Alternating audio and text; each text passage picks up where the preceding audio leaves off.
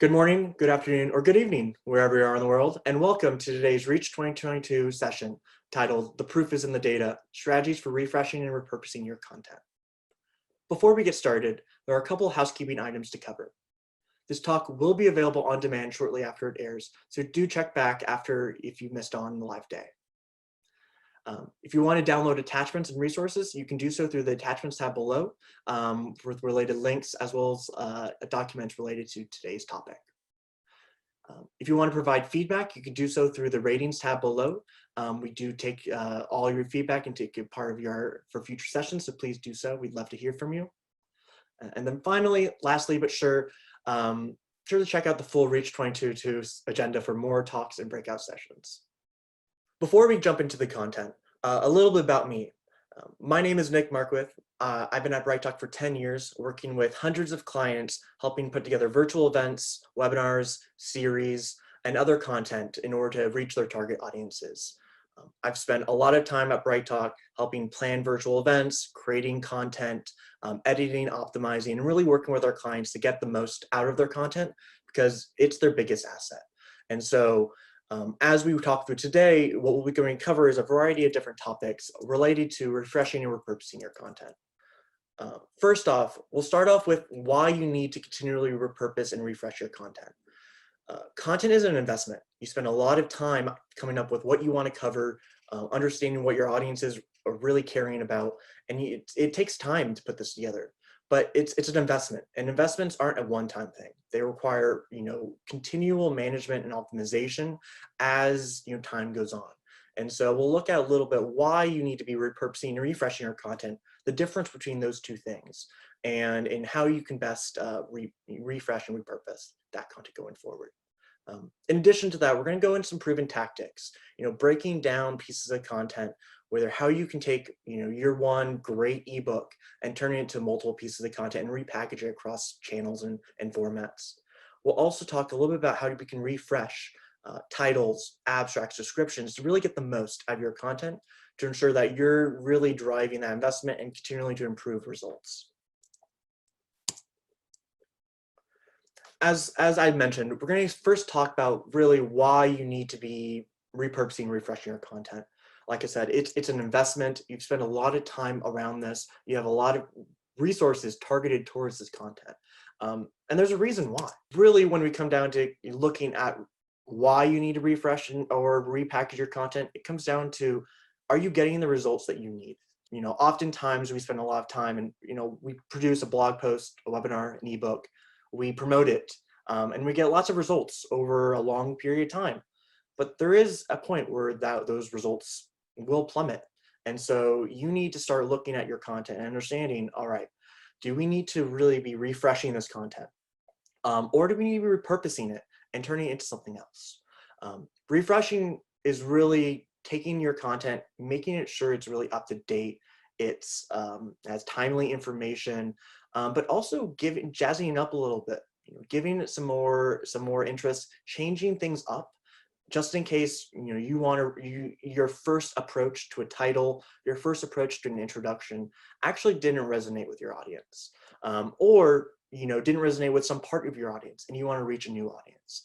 And so refreshing your content allows you to take your high performing content and really keep getting the most out of it over time. Repackaging content's a little different. Repackaging content and repurposing content is really taking the best parts of content that might not have performed the best and really either changing the format, targeting new audience, or integrating into new content. You can also repurpose really great content and change that for different target audiences or new formats, right? So it really just depends on you're seeing low or high performance, but repurposing your content gives your content and your ideas new, fresh life. And it's important to be looking at when you should be refreshing your content and when you should be repurposing it. It really comes down to the reason why you need to refresh your content is because your content has a natural shelf life. You could create the most evergreen, best performing content that continually drives results, but there will be a plateau after a certain point, whether you're not getting enough traffic to it, it's starting to get slightly out of date, either because new information is coming in or even it's being slightly outdated. But there's a natural shelf life. And so, at Bright Talk, we look at how webinars have a certain shelf life. And so, on the graph on the right, what you see is essentially the viewership of webinars across time when you look at Bright Talk's webinars across the entire site. So from the live day onwards to 4 weeks afterwards, you reach about 92% of the audience you're gonna totally reach with that webcast. You'll see about 8%, continue after the 4-week period, but really starts to slow down very significantly. This is part of the reason why we launched Replay. It's a functionality of our Bright Talk channel that allows us to take this type of content and replay it down the line in the future, because there is value in continuing to update, taking the valuable content that you've created, especially the content that's hard to capture, and reusing it again and again in the future. And it's equally important to make sure that this content is available whenever, right? So whether it's on demand, and especially when it hits that plateau, so that you are continually adding, refreshing, and making sure that they're getting the most out of the piece of the content you've invested in. Because your content can be your strongest asset. When properly invested, you can really get more out of one piece of content over a longer period of time. When we look at content marketing in general, you'll see on the right side there's a chart talking about why people chose vendors that they chose when buying products. The top 5-6 reasons are all related to content. They want to make sure that you have the understanding of their problems. They want to make sure that you understand their business landscape, what's going on in their industry, the different trends, what they need to know about. They need to be able to trust you. And this is where content plays a role. You also need to make it easier for your buyers to buy from you or to make a case. Talking about the results, how we can avoid pain points, ROI, all of these are reasons that help your buyers really convince their bosses to buy from your product. And so, as you think about content, it is an investment. Once you create that piece of content, you need to be making sure you're, excuse me, you need to be making sure you're getting the most out of it, continually to update it, as well as try new ways to approach, the title, the abstract, even the imagery, just to grab their attention, read more. Because most of the people that you will reach will not read your content. They may see an image, they may see a title, but a vast majority of your audience will not see the full, the meat of your content. And so, as we talk about optimizing, repackaging, refreshing, it's important to make sure that, you're investing in this content and getting the most out of it, because even if one part of it didn't work well, there's a lot of value still in that content that you can use later. Now, we talked a little bit about why you need to be refreshing your content. Repackaging, refreshing content, it really makes sure you get the most out of one of the biggest investments you're making, within your business around content. And so, as we trying to get the most out of that content, it's important to try and make sure you're following some best practices, and also improving on and having a variety of different ways in which you title, in which you create descriptions or abstracts or introductions, and especially the imagery, because each of those have a different purpose and each format has a different strength that really kind of aligns closer to refreshing or even repackaging content. We're going to go a little bit more deep into that. When it comes to repackaging your content, it really depends on the format that your content's currently in. Some formats are significantly easier to repackage or refresh, while others are not. And on the right side, you see it is kind of a matrix of how content can both be emotional and rational, as well as awareness and rational, emotional and rational, and awareness and purchase based. When it comes to different content formats, making sure you are choosing formats that, one, can be easy to be repackaged, but also can be easy to refresh. Some of these content pieces are actually going to be one-time pieces of content, and that's okay. But a lot of your content can be and should be repackageable. And we'll talk a little bit about that in a second. But on the right, you'll see, there's a variety of different ways in which you're trying to, connect both your purpose of why you're creating the content, as well as how this refreshing and packaging can help. When it comes down to, the purpose is there's really four main purposes around content that you can kind of bucket around. Entertaining your audience, right? Which is mostly an emotional awareness play, just trying to get their attention. You can inspire, right? Again, be emotional, but more purchase oriented. Inspiration are often reviews, client user testimonials that are meant to inspire about how the results that they got related to purchasing a product.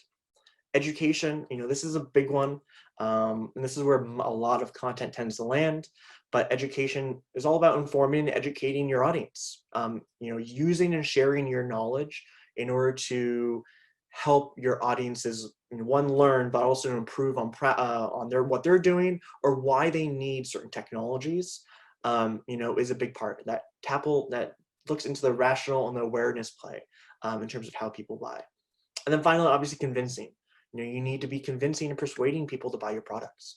And so there are a variety of different formats that are related more to that. They're more rational, more purchase oriented. However, when you look at some of these formats, some of these can be repackaged. Some of them can be refreshed. Some of them can't be. And so, things like data sheets, that actually can be repackaged pretty easily. You can take data and use it across multiple different presentations and leverage that. Some of the data within this presentation came from our benchmark report in which we do every year, because that data and the trends are still there. Other formats are better for just refreshing. Ebooks, articles are really easy to refresh. And sometimes all you need is to update dates because the knowledge is still relevant and no trends or any industry related news has really impacted anything. So it really just depends on the format you're at, format your content's in, and how easy it is to update this content. So let's look through an example. So oftentimes when I work with clients, I recommend an approach which a lot of people tend to use, but it's called either content atomization or modular content. The idea is that your content's actually made up of many different building blocks that when you produce a big piece of content, you can actually spin that piece of content in a variety of different ways to either repackage the content to target a new audience or repackage it into a new format. And so, taking an example of an ebook, right? An ebook oftentimes is very research, best practice oriented, tends to be multiple different pages, tends to also be, more written heavy. And so a lot of that can be turned into, a white paper that maybe breaks down the ebook into 3 to 5 parts, or a video summary that covers either the summary of it or breaks down detail of parts of it, or even a webinar, which can again explain your ebook in a way that meets your audience in ways that they like to learn, because not everyone loves to learn in the same way. That's why we spend so much time repackaging content across formats, across channels, because we need to reach audiences where they are, and we need to make sure that we're engaging them with the ways they want to be engaged.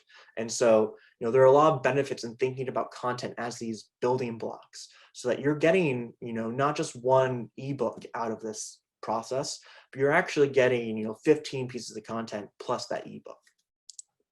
That being said, refreshing content is extremely important. Shifting gears a little bit, repackaging content is important and often lends well to, like I said, certain formats. But there are a lot of other ones where it's really easy for us to just be improving on the content to drive up results. Because again, content's an investment. It also means you can invest too much in optimizing or repackaging content in different ways when it doesn't necessarily make sense. So you do need to make sure that you are choosing when and where you do repackage. But that being said, a lot of content can be and should be refreshed right after it's created, or even after hitting that plateau. We're going to cover kind of 3 different areas that I think are extremely important when it comes down to content. This will be slightly more virtual event and webinar focused, but I do think that a lot of the best practice can be applied to a variety of different types of content.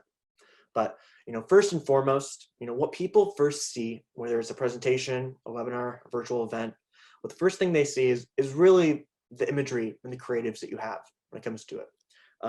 If you think about YouTube if you think about Bright Talk, if you really think, I mean, really a lot of different, even news sites, really, they leverage images to grab your eyeball, they grab your attention. It's really the images aren't there to really tell too much information, but it's supposed to potentially tap into some of your emotion a little bit. It's supposed to get you slightly interested so that you at least read the title. Because it's not hard to grab someone's attention. It's not hard to, through an image. It's not hard to grab someone's attention necessarily through a title, but it gets much harder to get someone to read an abstract or even register for an event or conversions down that line. But when it comes down to best practices for titles, you do want to make sure that you are relevant but not cliche, or excuse me, for images, so that you want to be relevant but not cliche. I think an example comes to mind. We're looking at a security webinar right now. Hackers with hoodies is a very cliche image I see in IT security content because it's representative, but it's been overdone. And once you start becoming cliche, you're not really necessarily going to grab their attention as in a positive way. And so while you might grab their attention, they might not go back and read the article or go down and convert to what you want. So you want to make sure it's relevant, but not not so overdone. Colorful and eye-catching, obviously within your brain guidelines, but you want to make sure that you are grabbing their attention, and colors do that very easily in a very visual way. You see on the right side this is a darker image. Not something we typically do recommend, but with the bright text font coloring, as well as the image, which we'll cover in a second, it does grab your attention because you see it's a person. And I have a general sense of it's going to be someone, I don't know who yet, but someone talking about security because it's in color. I get that image or I get the sense of what's about from that image. You also don't want to make sure it's too busy. You want to make sure people can read and that you're focusing them on the most important aspects. You want to make sure it's people oriented, especially when it comes down to webinars and videos, virtual events. People want to learn from people, and so they want to know who's part of it. They want, it might not be a big part of the content quality, but knowing and seeing 4 images and knowing that's going to be discussion gives us enough visual information to decide whether I like that format and if I want to continue to read the title, read the abstract, and register. Lastly, don't date content. Unless it's going to be really a specific event where it's a video or there's a reason why you need to include the date.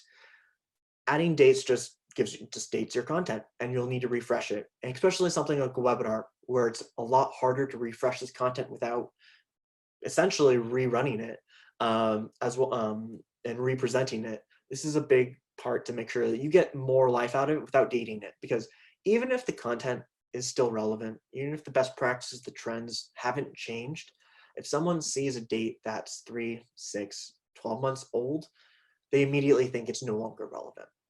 It's just how it is, so might as well avoid the dates. Here's an example of how we do highlight people when we do have the opportunity to do so. So a lot of for example, this is is a panel episode around cybersecurity in the C-suite. And so, by leveraging both their headshots, we know that there's the C-suite already, so we don't need to include job titles, but we know that they're big companies, Akamai, Exactly IT, Fortinet. I want to learn from them. I know it's a discussion because there's 4 people in it.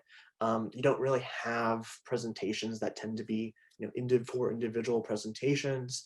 So, visually speaking, this is giving me enough information to understand, hey, it's going to be a security episode. There's 4 speakers. I might not know the speakers, but I may know the company names. And so this gives me information that allows me to want to continue to read and continue to learn more.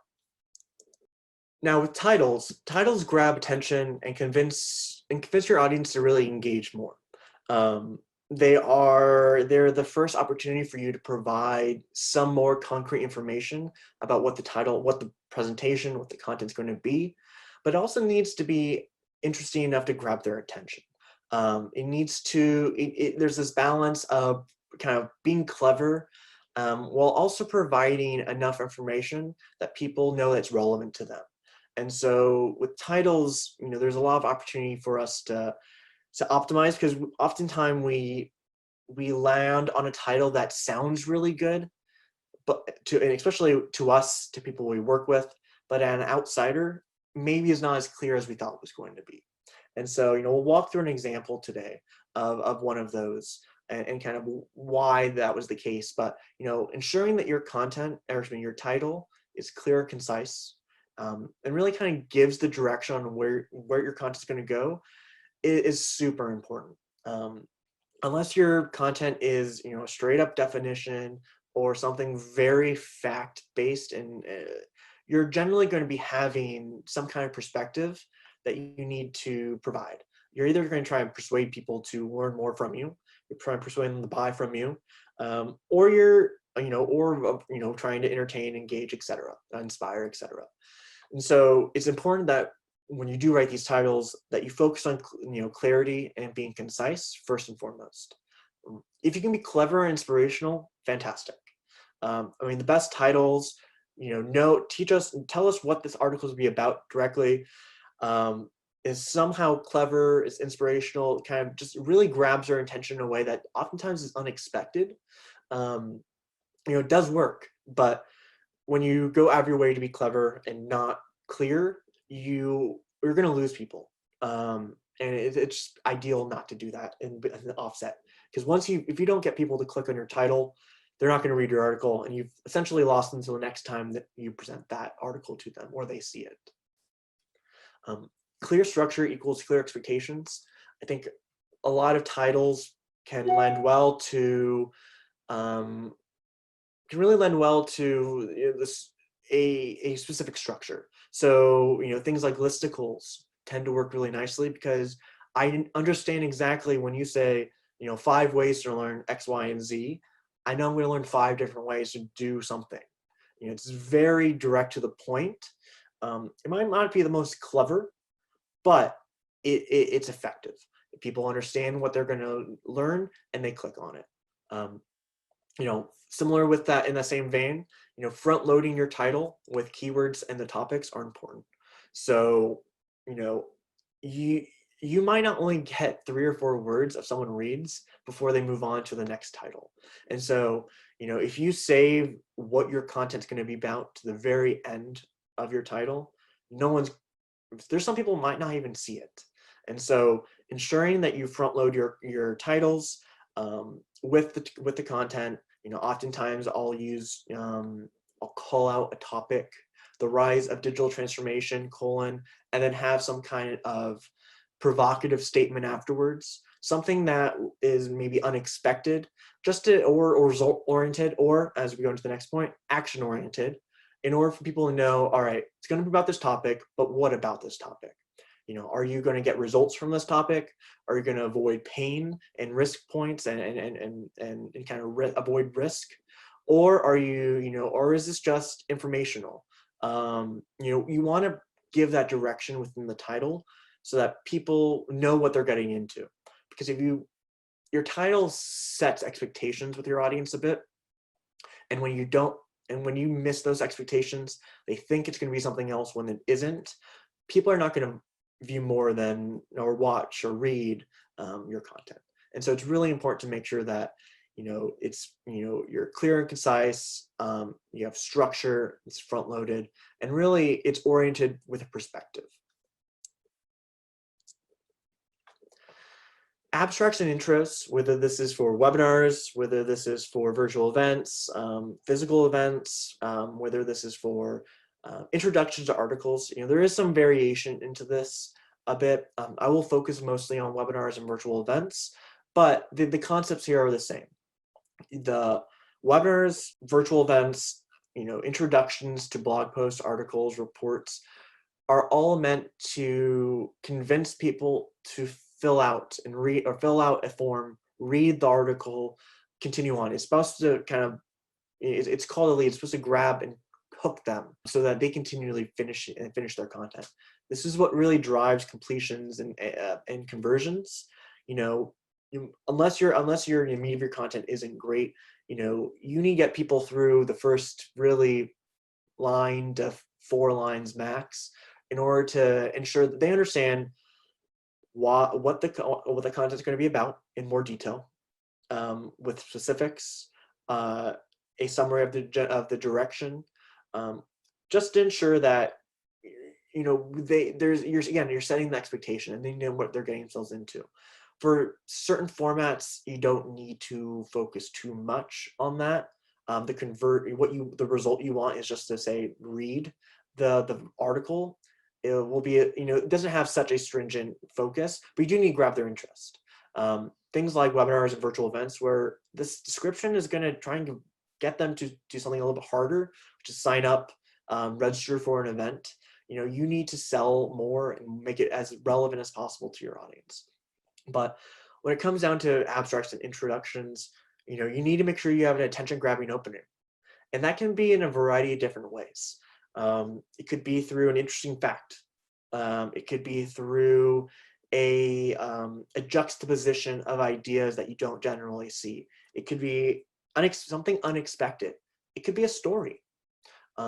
People want to learn from others. So, leveraging a case study and turning that more into a story to walk into why, and using it as a vehicle to really tell the story in your content is a great way to do that. But it really just depends on what the rest of your content is.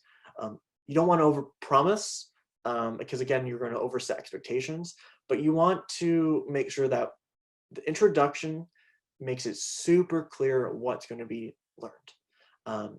And gets them more than just straight up facts. There has to be something else about this topic that you're trying to say, and you need to make sure it's clear that they're picking that up.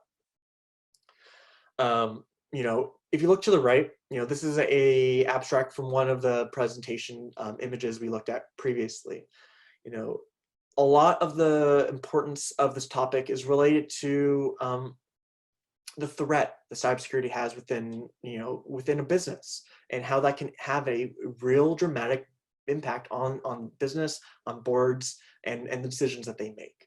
And so, this abstract builds up why, C-level individuals are worried about this, because the cost of a breach is very expensive. You lose that trust once, and it's going to be really hard to, earn it back. And so, this abstract builds up that topic, or that topic a bit, but then starts introducing more aspects and different elements about what you're going to be learning. And so, as you get into a detailed description, it starts relating, what this topic is to the business relevance. It focuses on either challenges and pain points that you as a user may have, or your business may be having. It looks at solutions or results. They saw this problem and had this result. Everyone wants these results. They want to avoid pain. They want to get through obstacles. And so ensuring that you're connecting the topic to how it's relevant to your audience and why they need to be learning from you in order to address some issues they may have is extremely important. In terms of just reading and readability, focusing on what the audience will learn by bullet points, we highly recommend you include bullet points in all of your content. It's easy for people to see. Large black blocks of text are not easy to read all at once. Bullet points are. And bullet points make sure that even if someone skims the larger blocks of text, they can still see and read, and they'll probably be eyes be drawn to the bullet points, and they'll read those. So it gives you an opportunity that even further down in the abstract, in the description, you can really specify what exactly is going to be learned by attending. Because whether it's a virtual event or a webinar in particular, asking someone to spend 30, 45, 60 minutes with you is a big ask. And so getting someone to register is one part, but we need to get people to attend the content, and getting them to attend needs to make sure that they know what they're getting themselves into and why they should commit 30 plus minutes with you. That's a big ask. And so you need to make sure that you're providing all of information and making it relevant to them, and be specific enough that they understand, when I attend this presentation, I know what I'm getting. And then finally, if you have credible speakers, whether it's brands, whether it is individuals with big personal brand names, you want to lean on that, right? It's one of your assets. This is a C-level discussion with, large companies.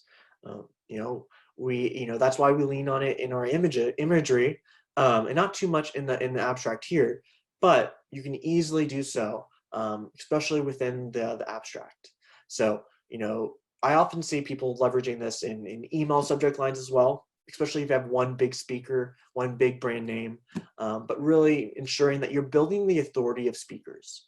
Because again, not only do I want to make sure that the content is relevant to me, I also want to make sure I want to learn from these individuals, right? Why should I learn from these people versus others? Because again, there's just so much competition for your audience's attention that you need to make sure that you're presenting, you might know this is a fantastic piece of content, but your audience needs to know that, and they need to know why. And that's what we really are trying to sell, is how great this presentation is, the discussion is, and provide some information enough to entice them to come back and view the content whenever they can.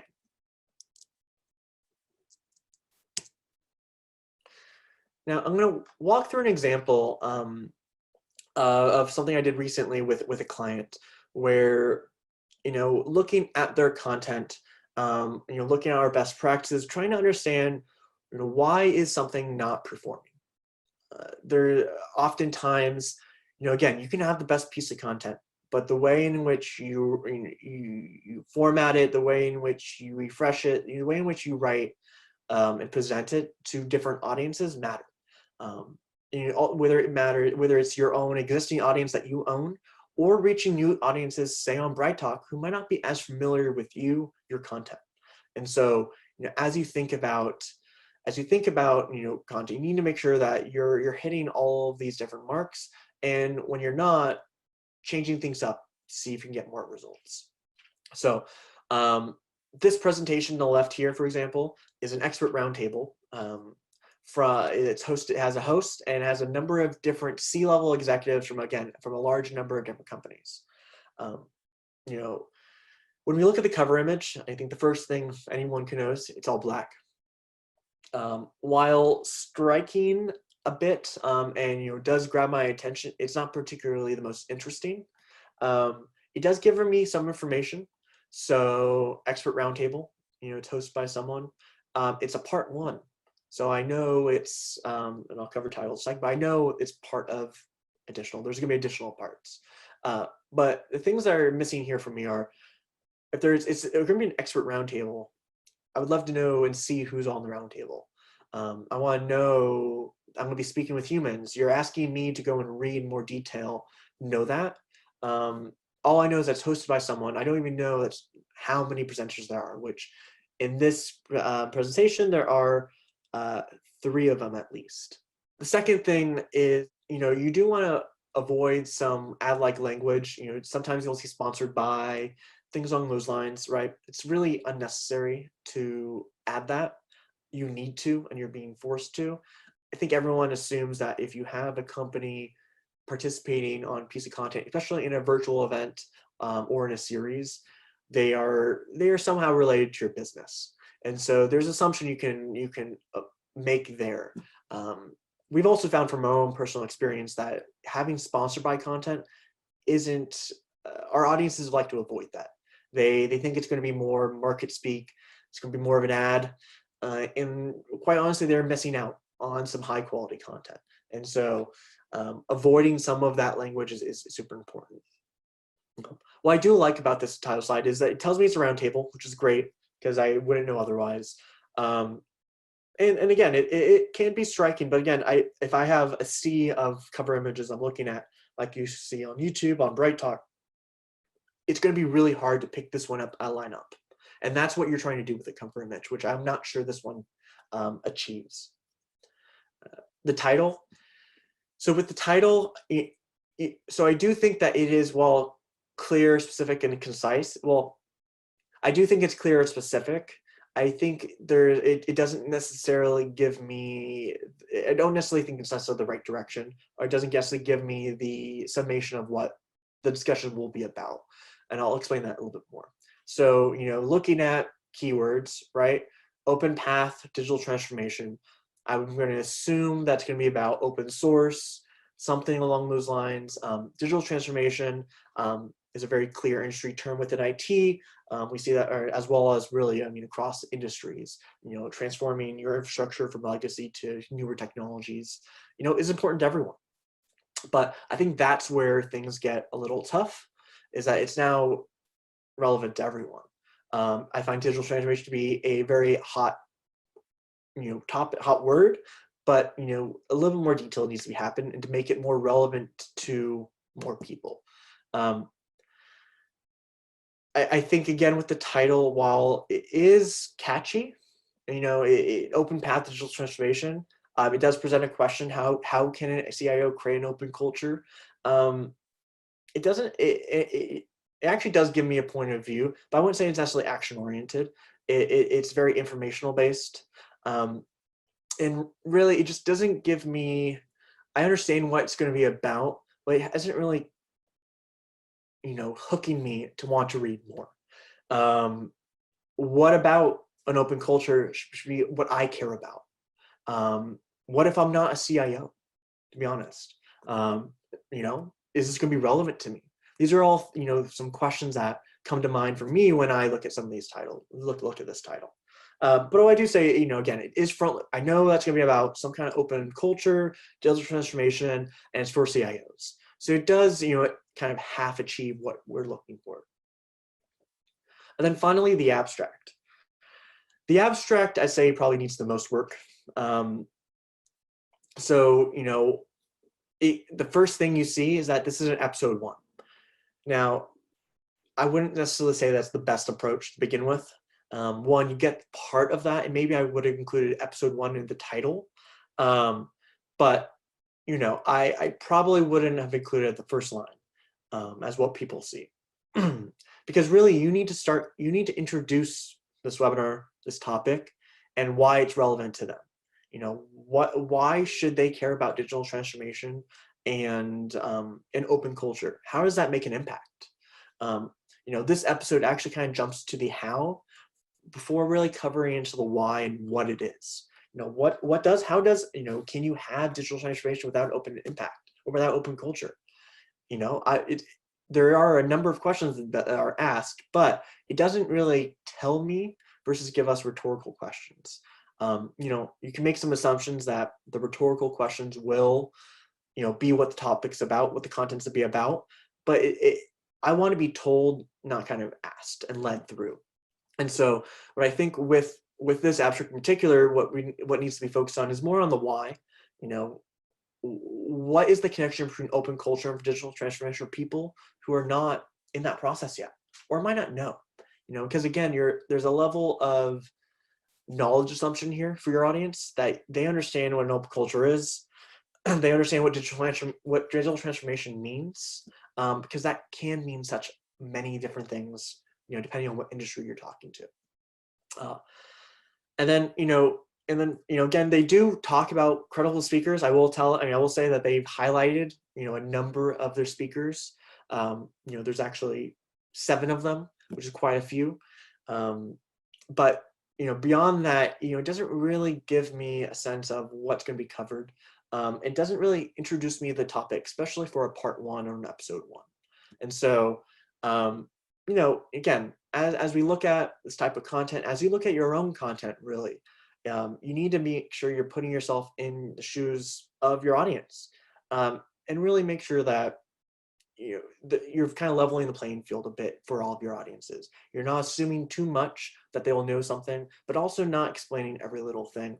But it is really important to be looking at this, especially when your content is either starting to plateau with results or is really just not performing to begin with. And on that note, that's the end of today's presentation. I wanted to thank you so much for attending today. Really appreciate your time. And we would love for any of your ratings and feedback. You can do so with the feedback and ratings functionality below. There are additional Reach 22 sessions that you should be attending, so please do go and take a look at all of those. You can view the landing page for the virtual event through our attachment section below. But again, thank you so much for your attending today, and we look forward to seeing you next time.